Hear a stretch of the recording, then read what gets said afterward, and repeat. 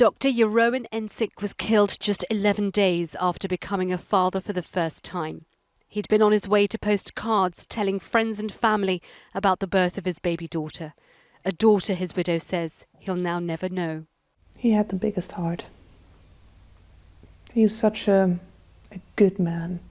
Femi Nandap admitted killing Dr. Ensink. He had mental health problems, including paranoid schizophrenia. But Dr. Ensink's family believe it was the authorities who failed them.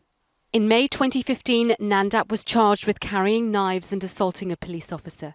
He then breached his bail conditions and flew to Nigeria. His sister wrote to the police saying he was suffering depression and psychosis and couldn't travel back to the UK. After he returned, and just before Christmas, all charges against him were dropped due to insufficient evidence, despite his family telling the police of his mental illness. 6 days later, he killed Dr. Ensink. My big question from the very beginning is, how could this have ever happened? If someone who's so mentally unfit, how could they be allowed to be at liberty to walk around with knives?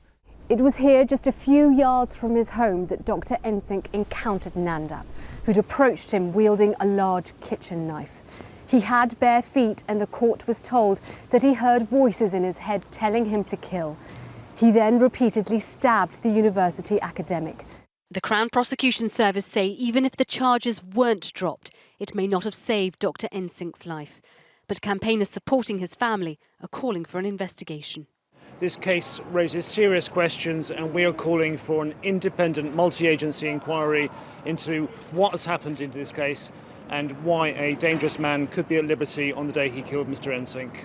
Jeroen Ensink was an internationally respected water and sanitation expert who dedicated his work to improving the lives of the world's poor. His loss is felt not just by his family, but also by the thousands of people he'd pledged to help.